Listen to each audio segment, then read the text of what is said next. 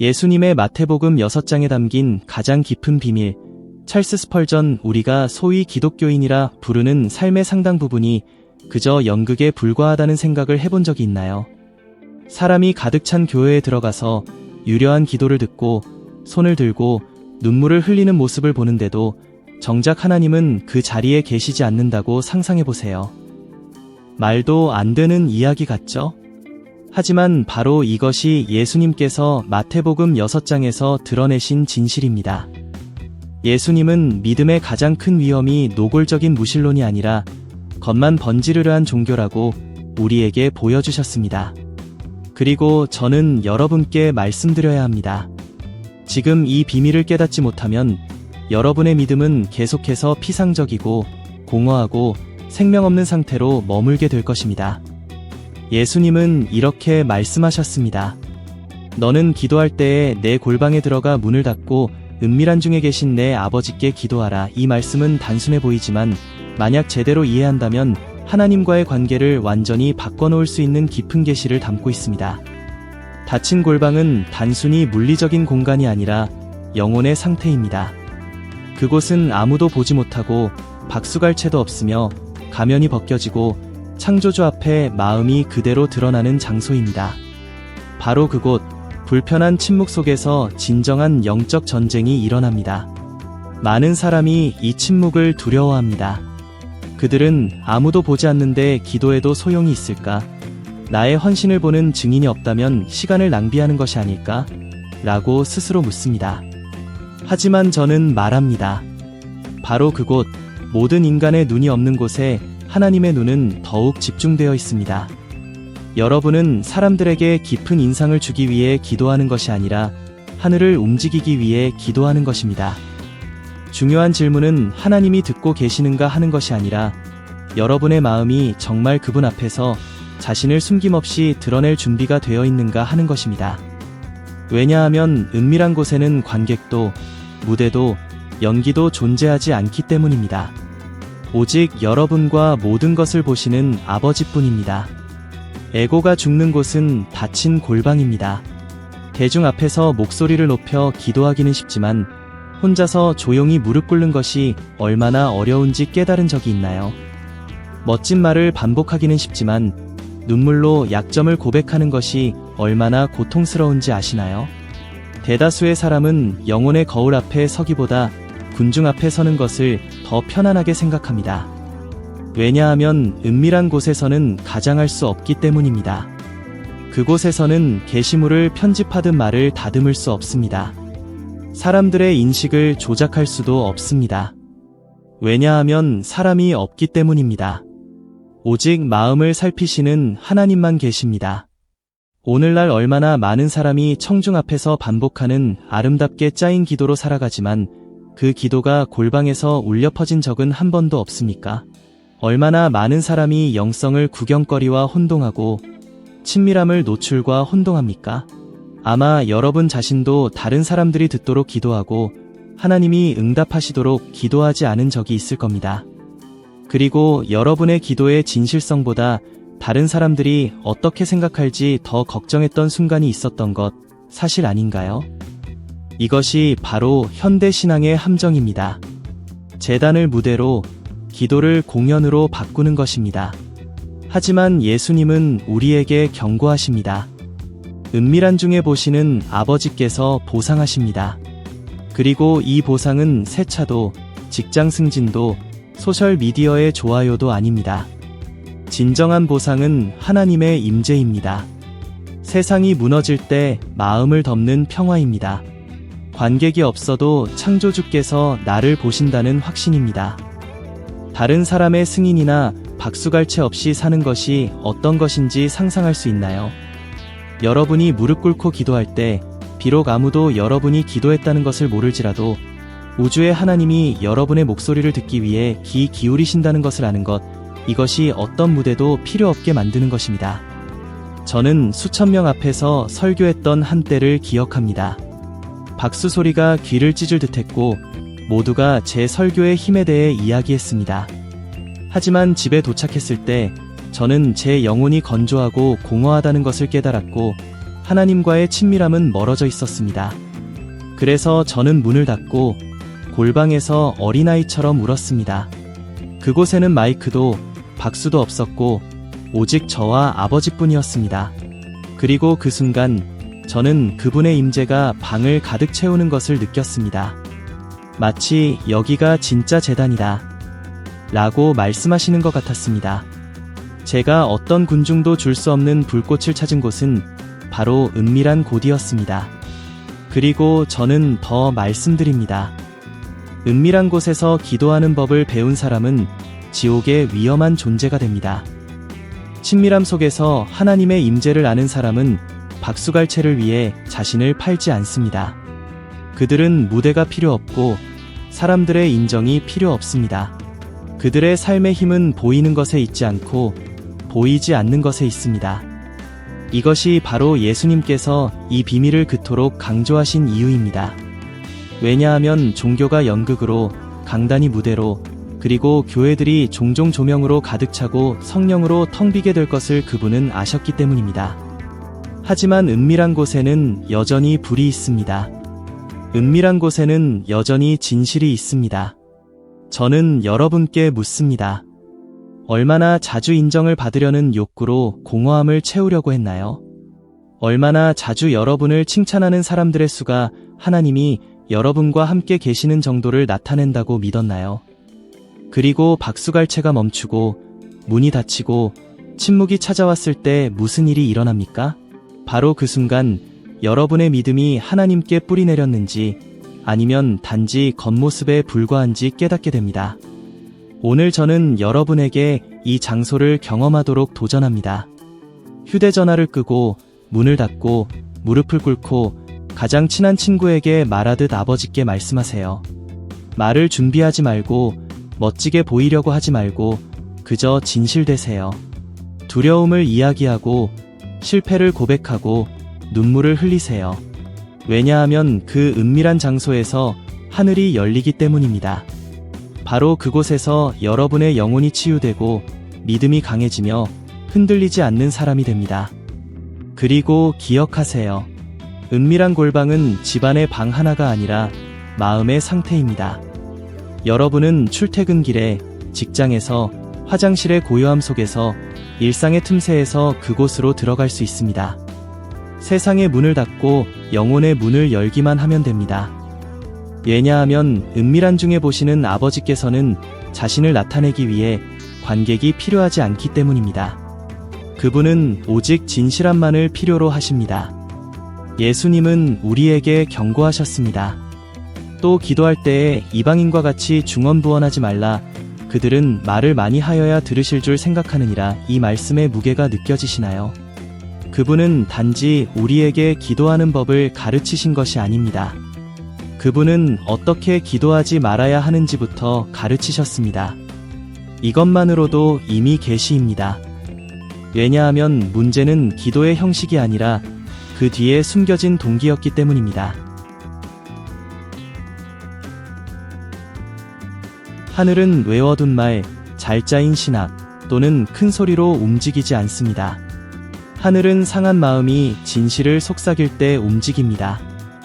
많은 사람이 여전히 더 많은 말을 사용하면 하나님이 더 잘 들으실 것이라고 믿습니다.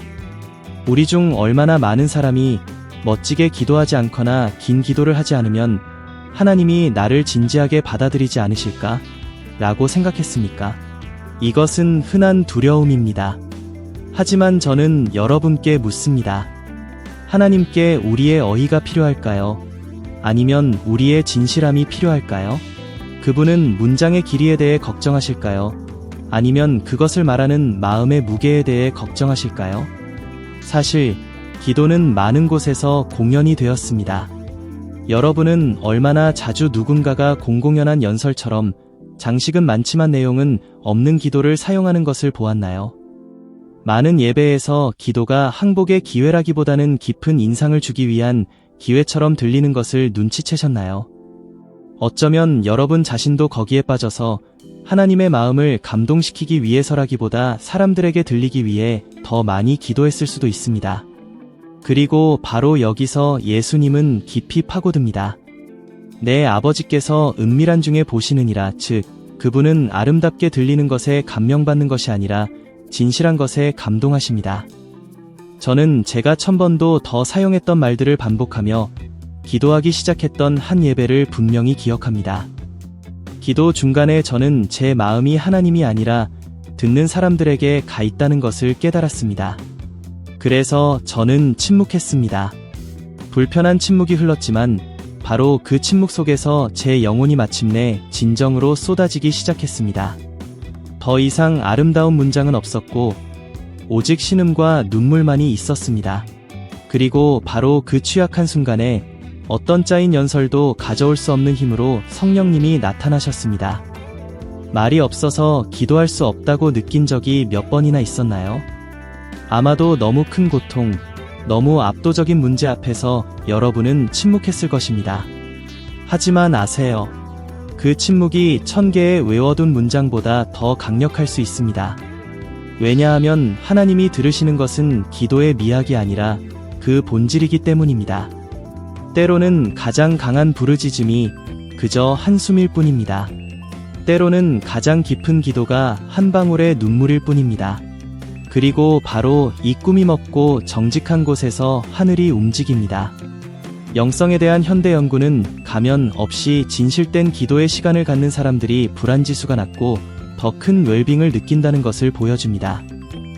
이는 진정한 기도가 텅 빈 의식이 아니라 실제적인 만남이기 때문입니다. 진실하게 기도할 때 여러분의 몸, 마음, 그리고 영혼은 세상이 줄 수 없는 평화를 경험합니다. 과학은 예수님이 이미 가르치신 것을 확인합니다. 변화시키는 것은 반복이 아니라 온전한 맡김입니다. 예를 들어 이것을 알았던 역사 속의 위대한 인물들을 보세요. 캘커타의 마더 테레사를 생각해보세요. 그녀의 기도는 길지 않았지만 강렬하게 진실했습니다. 그녀는 깊은 인상을 주려고 한 것이 아니라 사랑하려고 했습니다. 그녀의 일생은 진정한 기도가 말뿐만 아니라 태도까지 빚어낸다는 증거였습니다. 그리고 여기서 저는 여러분께 묻습니다. 여러분의 기도가 자신을 하나님께 맡기는 것보다 자신을 설득하는 것에 더 가까웠던 적이 얼마나 많았나요? 말해야 할 때보다 단순히 침묵해야 할 때가 더 많았는데도 얼마나 자주 말을 많이 하려고 했나요? 여러분은 교회를 속이고 친구를 속이고 심지어 자신을 속일 수도 있지만 은밀한 중에 보시는 아버지를 속일 수는 없습니다. 오늘 저는 여러분에게 간단한 연습을 해보라고 도전합니다. 대본 없이 기도하세요. 준비된 문장 없이 사랑하고 신뢰하는 사람에게 말하듯이 하나님과 이야기하세요. 만약 말이 없다면 그분 앞에서 그냥 침묵하세요. 여러분의 영혼이 말하게 하세요. 며칠 동안 이것을 경험해보세요. 그러면 차이를 보게 될 것입니다. 왜냐하면 기도는 마법이 아니라 전쟁이기 때문입니다. 교만, 위선, 그리고 겉모습과의 전쟁입니다. 그리고 이 전쟁에서 승리하는 것은 유창함이 아니라 진실입니다. 기억하세요. 하나님은 통회하는 마음을 무시하지 않으십니다. 세상은 무시할 수도 있고 아무도 알아채지 못할 수도 있지만 은밀한 중에 보시는 아버지께서는 결코 여러분의 진실함을 멸시하지 않으실 것입니다. 여러분에게 아름다운 문장이 없을 수도 있지만 진실함이 있다면 온 하늘이 여러분의 편이 될 것입니다. 예수님은 너희가 금식할 때에 라고 말씀하셨지 만약 금식한다면 이라고 말씀하지 않으셨습니다. 이것은 예수님께 금식이 제한이 아니라 기대였음을 의미합니다. 그러나 이 계명이 어떻게 왜곡되었는지 주목하세요. 오늘날 금식은 종종 복음주의적 다이어트, 소셜미디어 챌린지, 심지어 영적 마케팅의 한 형태가 되었습니다. 하지만 진정한 금식은 식단을 바꾸는 것과 아무런 관련이 없고 에고를 죽이는 것과 관련이 있습니다. 그것은 접시에서 사라지는 음식이 아니라 마음에서 사라져야 할 교만에 관한 것입니다. 그리고 아마도 여기서 많은 사람들의 두려움이 생길 것입니다. 금식에 실패하면 어떡하지? 중간에 포기하면 하나님께서 실망하실까? 저는 여러분께 묻습니다. 실패는 바로 시도조차 하지 않는 데 있는 것 아닐까요? 비록 비틀거릴지라도 진실하게 도전하는 것이 진정한 금식의 힘을 경험하지 않고 계속 살아가는 것보다 낫지 않을까요? 왜냐하면 하나님이 기뻐하시는 금식은 박수갈채를 구하지 않고 다른 사람들에게 보여지지 않기 때문입니다. 그것은 숨겨지고 은밀하고 거룩합니다. 예수님이 어떻게 가르치셨는지 보세요. 너는 금식할 때에 머리에 기름을 바르고 얼굴을 씻으라이는 금식하는 자로 사람에게 보이지 않고 은밀한 중에 계신 내 아버지께 보이게 하려 함이라. 이것은 금식을 공연으로 바꾸려는 유혹의 정면으로 맞섭니다.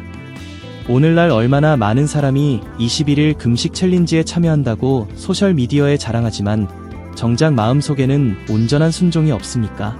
금식은 하나님의 손을 조종하기 위함이 아니라 그분 앞에서 마음을 꺾기 위함입니다. 그것은 응답을 요구하기 위함이 아니라 그분의 음성을 듣기 위함입니다. 그리고 금식은 쉽지만 교만을 금식하기는 어렵다는 것을 깨달은 적이 있나요?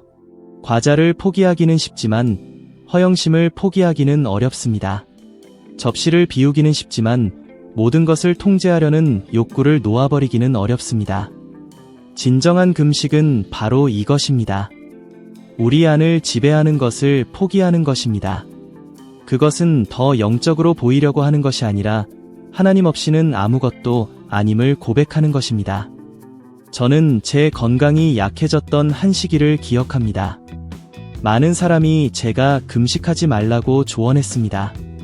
제 몸에 힘이 필요했기 때문입니다. 하지만 제가 연약함 속에서 무릎을 꿇고 금식했을 때 저는 제 몸이 가장 음식을 필요로 했던 것이 아니라 제 영혼이 그랬다는 것을 깨달았습니다. 배는 불평했지만 바로 그 공허함 속에서 하나님의 음성이 더욱 분명해졌습니다. 그리고 저는 깨달았습니다. 영혼을 지탱하는 빵은 부엌에 있는 것이 아니라 그분의 임재에 있다는 것을요. 여러분도 틀림없이 이것을 느껴봤을 것입니다. 어떤 음식, 어떤 성취, 어떤 칭찬으로도 채울 수 없는 그 공허함 말입니다. 예수님께서 말씀하시는 것은 바로 이 공허함입니다. 육체를 침묵시킬 때 성령이 깨어납니다. 통제력을 잃을 때 하나님께서 주도권을 잡으십니다. 진정한 금식은 체중 감량이 아니라 허영심을 잃는 것입니다. 그것은 힘을 보여주는 것이 아니라 약함을 인정하는 것입니다. 마틴 루터 킹 목사를 생각해보세요. 그는 정의를 위한 큰 싸움에 나서기 전에 수많은 시간을 기도와 금식에 보냈습니다. 그의 힘은 연설에서 나온 것이 아니라 영적인 훈련에서 나왔습니다. 그는 단지 사람들을 설득하려고 한 것이 아니라 하나님께 자신을 맡기려고 했습니다. 그의 역사적 영향력은 진정한 빵이 어디에 있는지 아는 삶에서 비롯되었습니다. 이제 또한 수많은 리더들, 유명인이든 영향력 있는 사람이든 자신을 부인하는 법을 결코 배우지 못했기 때문에 길을 잃었던 사람들을 생각해보세요. 그들은 복종 없는 권위와 십자가 없는 힘을 추구했습니다. 어떤 사람들은 명성을 얻었지만 도덕적으로 그리고 영적으로 무너졌습니다. 왜냐하면 그들은 교만과 허영, 그리고 스스로 신이 되고자 하는 욕망을 금식하는 법을 몰랐기 때문입니다. 이사야 시녀덜방에 있는 성경 말씀은 하나님의 이 외침을 반영합니다. 내가 기뻐하는 금식은 흉악의 결박을 풀어주며 멍에의 줄을 끌어주며 압제당하는 자를 자유하게 하며 모든 멍에를 꺾는 것이 아니겠느냐? 보이시나요? 하나님이 기뻐하시는 금식은 단지 음식을 절제하는 것이 아니라 마음을 노예 상태에서 해방시키는 것입니다. 그것은 자기 방어를 포기하고 교만을 침묵시키고 십자가가 에고를 상하게 하여 성령이 꽃피게 하는 것입니다. 그리고 여기서 저는 여러분에게 질문합니다. 만약 여러분의 에고를 가장 많이 채워주는 것을 단 하루라도 포기한다면 무엇이 남을까요? 여러분이 느끼는 진정한 배고픔이 빵에 대한 것이 아니라 삶의 의미, 평화, 그리고 임재에 대한 것이라는 것을 깨닫지 않을까요? 저는 여러분에게 도전합니다. 이번 주에 하루를 정해서 금식하세요. 하지만 이것을 구경거리로 만들지 마세요. 아무에게도 알리지 마세요. 어디에도 게시하지 마세요. 은밀하고 겸손하며 진실되게 금식하세요. 그리고 그 시간 동안 이렇게 기도하세요. 주님, 저 자신을 저에게서 비워주시고 저를 주님으로 채워주소서. 그러면 여러분은 그 보상이 인간의 찬사가 아니라 여러분의 마음을 가득 채우는 하나님의 실제적인 임재라는 것을 보게 될 것입니다. 결국 비밀은 이것입니다. 하나님은 여러분의 금식을 원하시는 것이 아니라 여러분을 원하십니다. 금식은 여러분이 마침내 자신을 들여다보고 오직 그분만이 충분하다는 것을 깨닫는 길일 뿐입니다. 예수님은 선언하셨습니다. 내 보물이 있는 그곳에는 내 마음도 있느니라. 이 말씀은 시가 아니라 영적인 진단입니다. 그것은 영혼의 엑스레이처럼 작용합니다. 여러분이 가장 소중히 여기는 것, 여러분의 생각을 가장 많이 차지하는 것, 여러분이 가장 잃을까 두려워하는 것, 바로 그것이 여러분의 진정한 보물입니다. 그리고 불가피하게 그곳에 여러분의 마음이 머물게 됩니다.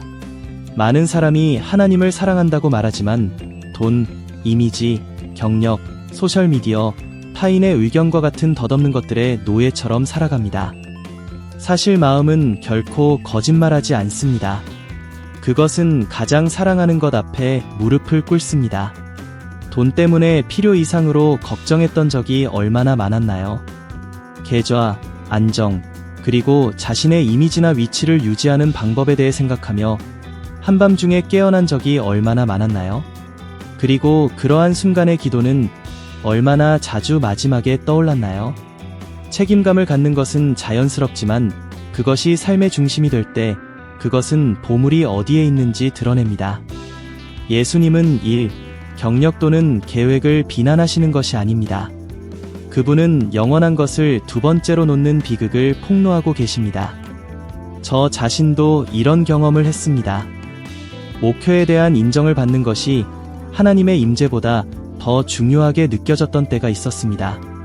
큰 성공을 거둔 후 평화를 느끼는 대신 공허함을 느꼈습니다. 바로 그 침묵 속에서 저는 깨달았습니다. 제 마음이 그리스도 안에 있지 않고 박수갈채에 기대어 있었다는 것을 말입니다. 그리고 이것은 위험합니다. 보물이 땅에 있을 때 마음은 언제든 사라질 수 있는 것에 포로가 됩니다. 하지만 보물이 하늘에 있을 때 마음은 결코 빼앗길 수 없는 것에 안식합니다. 이것이 현대 생활에 어떻게 적용되는지 보세요. 예를 들어 소셜미디어는 오늘날 보물을 비추는 거울입니다. 얼마나 많은 사람이 좋아요, 팔로워, 가시성에 따라 살아갑니까? 자신의 가치를 채워주는 보물이 거기에 있기 때문에 휴대전화 화면을 확인하지 않고는 하루도 지낼 수 없는 사람들입니다. 하지만 이 순간적인 인정이 숨겨진 우상이 되지는 않았나요? 여러분께 묻습니다. 만약 하나님께서 오늘 여러분이 가진 모든 것, 즉 여러분의 지위, 재산, 가시성을 빼앗으신다면 여러분은 여전히 같은 열정으로 그분을 예배할 수 있겠습니까? 이 질문은 여러분의 마음의 진정한 주인이 누구인지 드러냅니다. 그리고 우리는 분명한 예시를 가지고 있습니다. 마이클 잭슨을 보세요. 그는 돈, 명성, 전 세계의 박수갈채를 얻었습니다. 하지만 그의 삶은 불안, 공허함, 그리고 두려움에 의해 소모되었습니다. 그는 많은 사람이 꿈꾸는 모든 것을 얻었지만 그의 영혼을 위한 안식을 결코 찾지 못했습니다. 반면에 빌리 그레이엄과 같은 인물들은 하나님께 자신의 삶을 바쳤고 덧없는 보물에 의존할 필요 없이 하늘에 확고히 뿌리내린 마음으로 살면서 여러 세대에 영향을 미쳤습니다. 차이는 각자가 마음을 어디에 두었느냐에 있습니다. 과학도 이것을 확인합니다. 행복에 대한 연구는 자신의 정체성을 물질적 성취에 기반을 둔 사람들이 더 불안하고 덜 만족하며 산다는 것을 보여줍니다. 반면에 영성, 감사, 그리고 더 큰 목적을 키우는 사람들은 훨씬 더 높은 수준의 웰빙을 보고합니다. 즉, 과학조차도 예수님이 이미 우리에게 가르치신 것을 보고 있는 것입니다. 보물이 땅에 있으면 불안이 소모하고 보물이 영원하면 평화가 지탱한다는 것을 말입니다. 그리고 여기 예수님의 부름이 있습니다. 두 주인을 섬길 수 없습니다. 여러분은 하나님과 재물, 영원한 것과 덧없는 것 사이에 마음을 나눌 수 없습니다. 매일 여러분은 보물을 어디에 둘지 선택합니다. 그리고 모든 선택으로 여러분은 마음의 운명을 결정합니다. 그러므로 저는 여러분에게 도전합니다. 일주일 동안 소셜미디어를 열기 전에, 계좌나 약속을 보기 전에 마태복음 6장 33절 너희는 먼저 그의 나라와 그의 의를 구하라로 하루를 시작하세요. 비록 5분이라도 무릎을 꿇고 그날을 그분의 손에 맡기세요. 보물이 올바른 곳에 있을 때 불안이 어떻게 사라지는지 관찰하세요. 복음은 하나님께서 여러분의 모든 지상 보물을 보존해 주실 것을 약속하지 않습니다. 오히려 그분은 여러분이 그것들을 바치라고 요청하십니다. 왜냐하면 진정한 보물은 어떤 사물이 아니라 어떤 분이기 때문입니다. 그리스도 자신이 여러분이 가질 수 있는 가장 귀한 것입니다. 그리고 그분이 여러분의 보물이 될 때 여러분의 마음은 안식을 찾고 여러분의 삶은 목적을 찾으며 여러분의 믿음은 뿌리를 내립니다. 그러니 저는 여러분께 묻습니다. 오늘 여러분의 보물은 무엇입니까? 왜냐하면 여러분이 깨닫지 못하는 사이에 가장 가치 있게 여기는 것이 이미 여러분의 마음을 지배하고 있기 때문입니다. 만약 그것이 덧없는 것이라면 좌절을 대비하세요. 하지만 그것이 그리스도라면 비록 손실 속에서도 평화로운 삶을 대비하세요. 왜냐하면 가장 큰 보물은 아무도 여러분에게서 빼앗을 수 없기 때문입니다. 만약 여기서 들었던 모든 것 중에서 한 가지를 기억해야 한다면 이것입니다. 은밀한 중에 보시는 아버지께서 보상하신다는 것입니다. 덧없는 것들로가 아니라 그분 자신, 즉 살아있는 그분의 임재로 이것이 사람이 찾을 수 있는 가장 큰 보물입니다. 이것이 바로 예수님께서 마태복음 6장에서 우리에게 계시하신 비밀입니다. 진정한 영적 삶은 관객 앞에서 일어나는 것이 아니라 마음을 살피시는 하나님 앞에서 일어납니다. 이제 이 여정을 계속하고 싶으시다면 다음 영상이 화면에 나타나고 있습니다. 그 영상에서 여러분은 지혜의 발전을 향한 또 다른 계단을 오르고 지금보다 1% 더 나은 사람이 되는 방법을 배우게 될 것입니다. 지금까지 함께 해주셔서 감사합니다. 다음 영상에서 여러분을 기다리겠습니다.